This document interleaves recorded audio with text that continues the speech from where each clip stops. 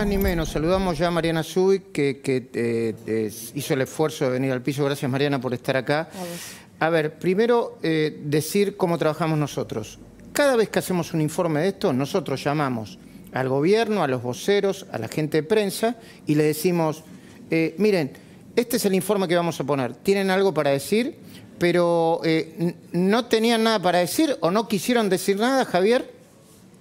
Y Luis, nosotros nos comunicamos durante la semana diciéndole que íbamos a hacer un informe de estas características, que queríamos tener la voz del otro lado, por supuesto la voz oficial, y nunca recibimos, o sea, nos dijeron que sí, que se iban a comunicar con la secretaria, subsecretaria de Prensa y Difusión de la provincia, pero después nunca más nos dijeron, bueno, van a hablar con tal o cual funcionario. Estuvimos esperando todavía. Muy bien.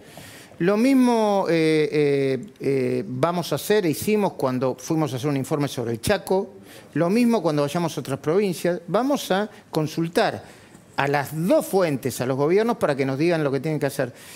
Mariana Zubik, esto es Chubut, donde abrieron los casinos de Cristóbal López, donde hace 2 años que no hay clase y donde... ¿Me permitís que pongamos en la pantalla para que lo pueda ver Mariana Zubik, que acaba de llegar?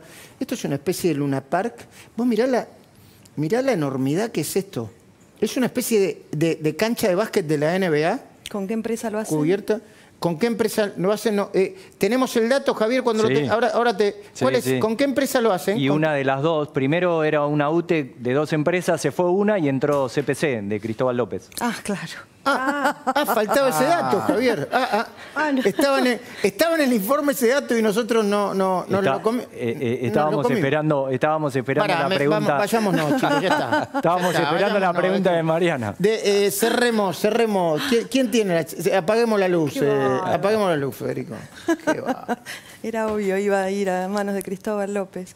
Mira el chenque. No me sorprende. Vos sabés que Comodoro Rivadavia estuvo sepultada en un alud de barro por ese chenque. ¿Qué es el chenque? Se hizo que... Recién habían imágenes, si puedes volver. Es como claro, de barro, de tierra, que está ahí. Que es como hay eso, exactamente. Claro. Bueno, Comodoro Rivadavia hace muy poquito tiempo, un par de años, estuvo sepultada por una luz, porque justamente no previeron, no hay obras de infraestructura suficientes, es algo que realmente lo tenés que tabicar, y bueno, eso no sucedió. Y acá los profesores que son muy imaginativos, dice, la Machu Picchu de Cristóbal López. La Machu Picchu. Digo, es para reírse pero es para llorar, ¿eh? Es para llorar. Es para llorar todo lo que pasa en la Patagonia Sur, ¿no? Comodoro Rivadavia sobre todo. Mira, justamente acabamos de hacer con Pablo Oliveto una denuncia contra Conarpesa. ¿Conarpesa de nuevo? Claro, ustedes recuerdan el año 2003, matan a Cacho Espinosa. Sí. Por eso Carrió tuvo que renunciar a su banca. Tuvo que renunciar a su banca y tuvo un juicio que ganó, recuerden ustedes, busquen imágenes, ¿no? Por la pesquera. Porque entendía Lilita que los autores intelectuales de la muerte de Cacho Espinosa habían sido los dueños de Conarpesa, que habían financiado la campaña electoral de los Kirchner. Y la realidad también es que cuando Barisat atropella a los 20 docentes, a los manifestantes, ¿recuerdan ustedes? Adentro de la... A una docente. 20 sí, docentes. pero a una la lastimó mucho, Sí, la creo. Colorada, una de ellas. Sí, a bordo de una camioneta muy cara. La dejó con secuelas irreversibles. Bueno, en la camioneta habían integrantes de la empresa Conarpesa que lo que estaban haciendo era llevando dinero físico, plata, a Barisat para financiar la campaña. Pero ¿qué pasó con Conarpesa hace poquitos días? A 181 millas de Rawson tiraron la red para pescar langostino y pescaron 10 kilos de cocaína. No, pará.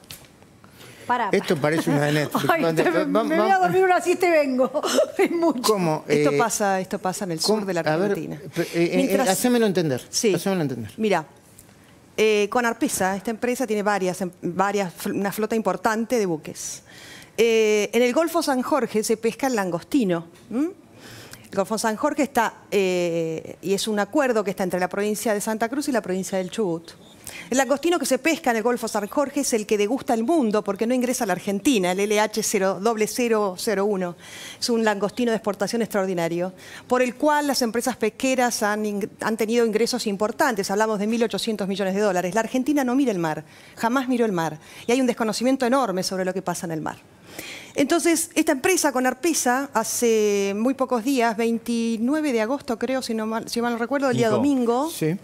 fijémonos, a eso de las Sábado, 20 horas. 29 de agosto, sábado. Bueno, el día siguiente fue el domingo. 30. Tira a la red para pescar langostino, porque estaban en la campaña. Cocaína? ¿Y cómo pescó cocaína? Pero- Ladrillos, panes de cocaína, son Es una de 10 narcos. panes de esta. cocaína. Es una escena de Pero no narcos. Esto entiendo. parece una escena de Pablo, del patrón del mal. Dicen ellos, Ah, dicen que pescaron. claramente, que tiraron la red y que Y se pescaron encontraron con- ladrillos de cocaína de máxima pureza. Ladrillos de cocaína de máxima pureza. Esto está, vuelve el barco al puerto. Y bueno, esto está en manos del fiscal. Juan Pablo Oliveto presentamos una Qué bárbaro. medida para que bueno, se empiece a investigar en realidad qué es lo que sucedió y cómo es posible que en el litoral marítimo argentino esté flotando cocaína, ¿no? Recordemos algo, Luis, que es importante sobre las imágenes que vos estás mostrando allí. En Comodoro Rivadavia, tanto la provincia del Chubut, en realidad en los puertos se los denomina puerto sucio, afuera en la Argentina, por el tema del tráfico, del narcotráfico. En el 2007 incautaron 100 kilos de cocaína en Santa Cruz que iban a irse por el puerto de Puerto Deseado en tachos de aceite con panes similares a los que acaban de pescar en la empresa de aceite de Lázaro Báez. Ahí se iban a exportar. Esto que te digo es una realidad. Pero, a ver, vos decís que, no sé, que podría estar vinculado al narcotráfico, Lázaro Báez.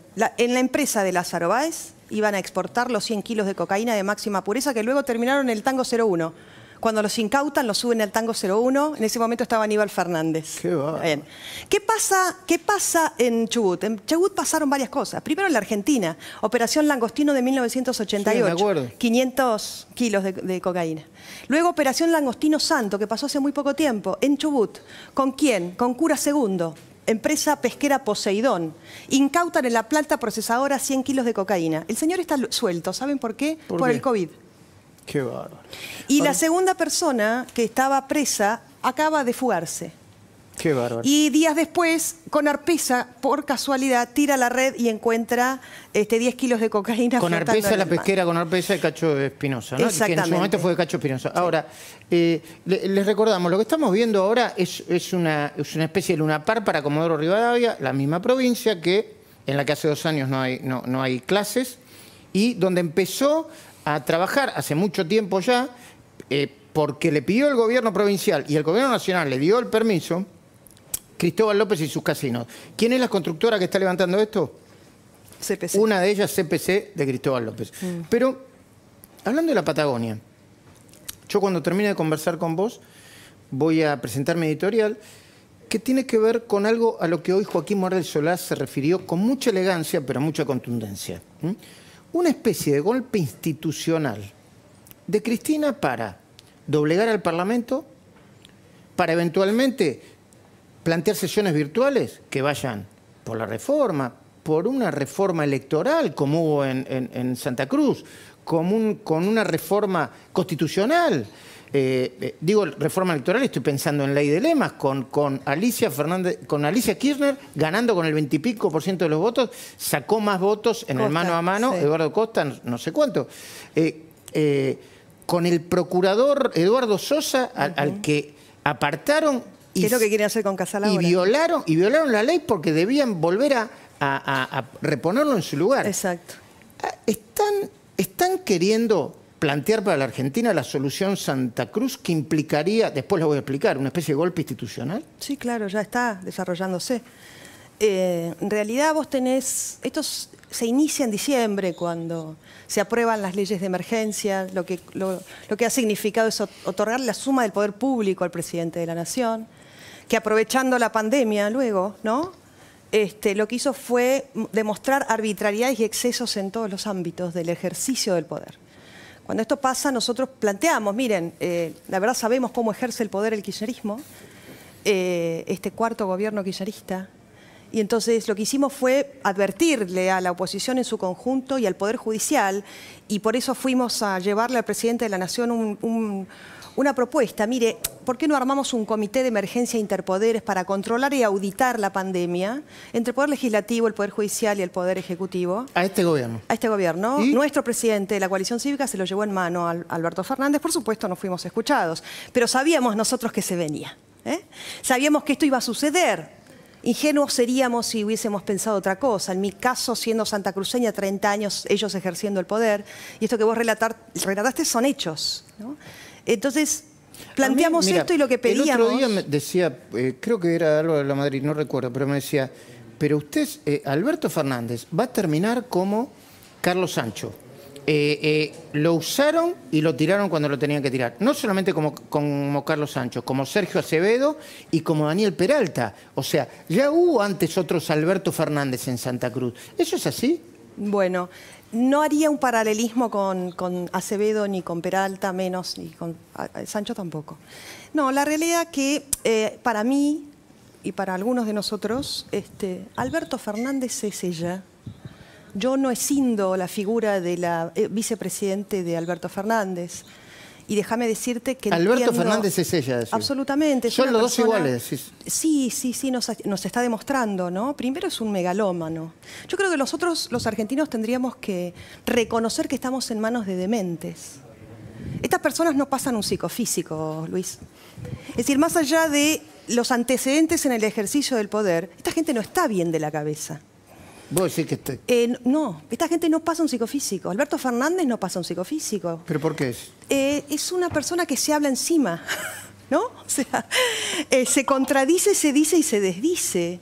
Y además tiene una situación... Ya es demasiado fuerte, perdón, es demasiado fuerte que haya dicho lo que dijo sobre Cristina tantas veces y con tanta energía, sí, y luego ahora... Porque es un megalómano, y ahí tenés el perfil de una persona que lo que hace es en el perfil, ¿no? Esto podrían en realidad expresarse mejor profesionales, pero es un farsante, un impostor, ¿no? Que tenemos un psicoanalista acá además de escritor. Ah, bueno, podría ayudarme entonces, Federico. ¿Podés volver a recordar qué es la megalomanía, Federico? La megalomanía es aquella padecimiento que sufre mucha gente que se cree mucho más importante de lo que es o lo más importante del mundo. Digo que padece porque, en este caso lo padecemos todos nosotros, no es la megalomanía de los dirigentes.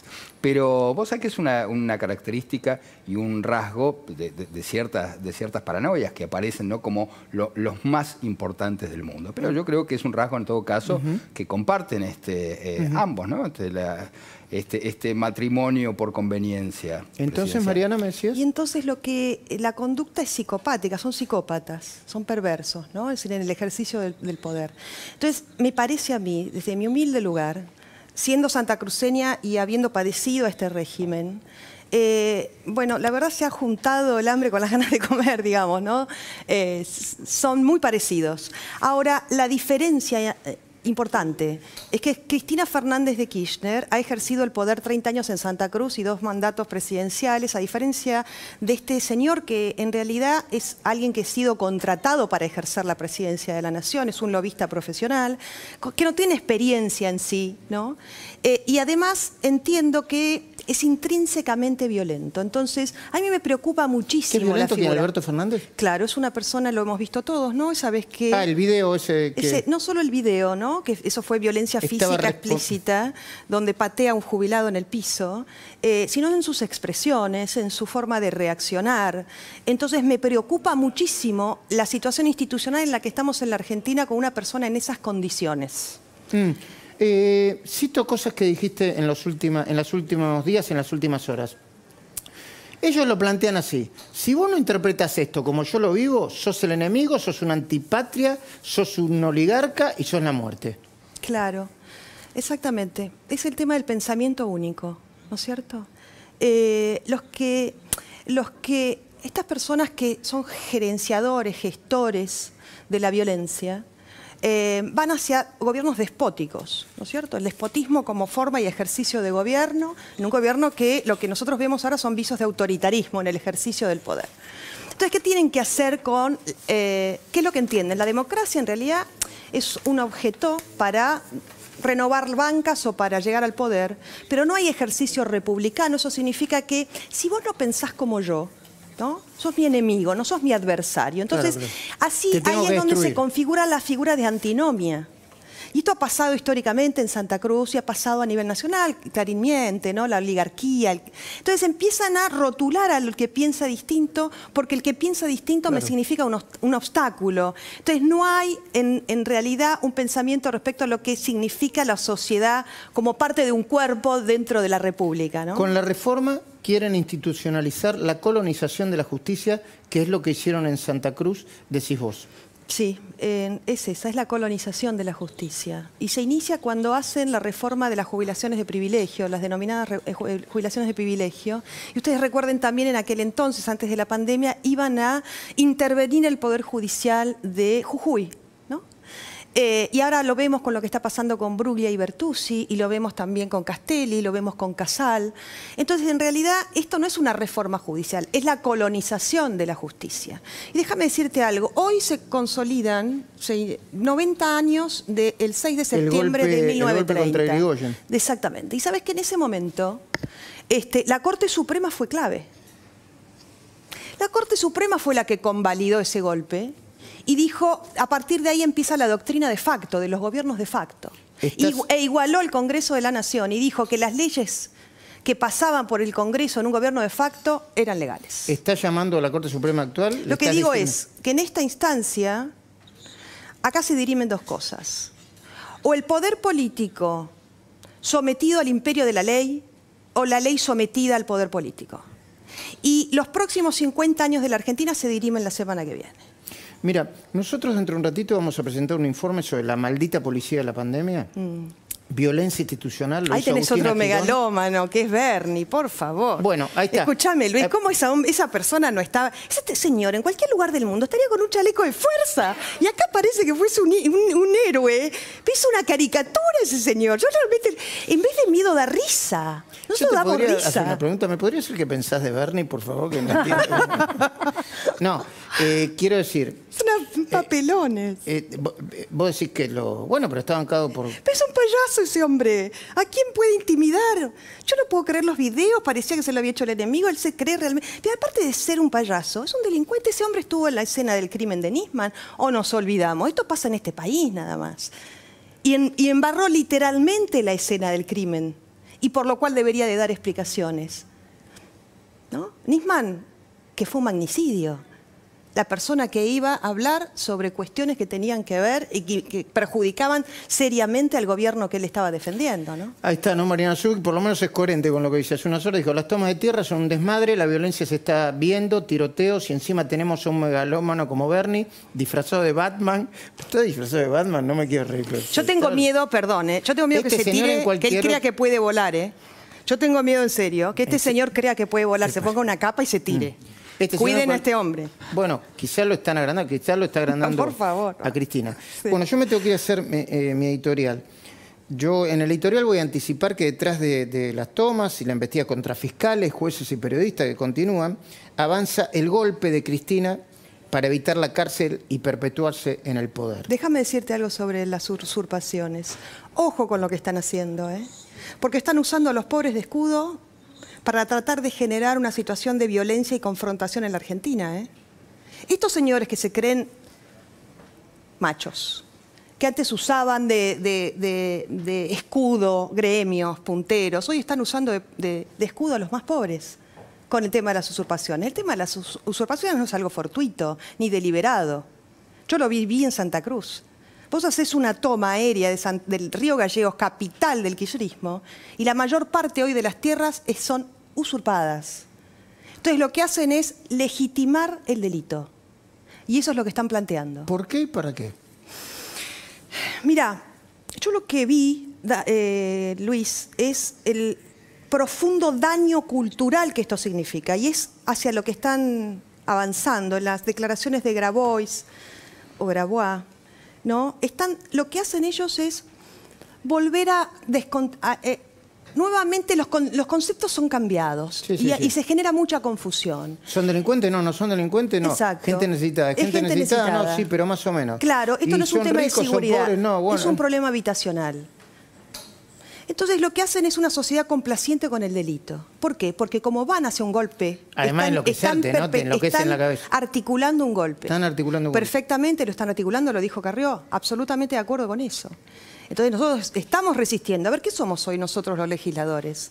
Esta gente está usurpando todo, usurpó el Congreso. Lo que pasó el otro día fue una usurpación del oficialismo, de una coyuntural mayoría que usurpó el Congreso de la Nación. Somos homeless hoy, los diputados de la Nación. No tenemos voz, no tenemos voto.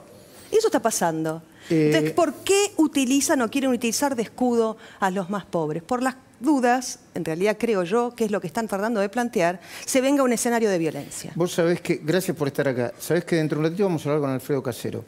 Yo les quiero decir algo. ¿Dónde está mi cámara? Esta es, ¿no? Ese sí es Batman, ¿eh? Sí. No, Ese claro, real. es Batman de verdad. Es de verdad. No confundan a Casero con un artista, porque le dijeron, no, un cómico. No confundan. Es una persona que tiene un gran poder de síntesis. Cuando yo lo entrevisté para CNN la semana pasada en la mañana... Y es una gran persona. Me decía... le digo, ¿por qué fuiste? ¿Saliste de tu casa y te fuiste al Congreso? Y me dijo... ¿Sabes por qué? Porque me estaban choreando. Le digo, ¿pero cómo? ¿En tu casa te estaban choreando? Yo lo conozco, es muy amigo mío. No, están... Y le duele dice, en serio, ¿eh? Nos están choreando... ¿Qué cosa nos están choreando? La democracia. De eso vamos a hablar ahora en mi editorial. Gracias, Mariana. Muchísimas gracias. Gracias a vos. Vamos.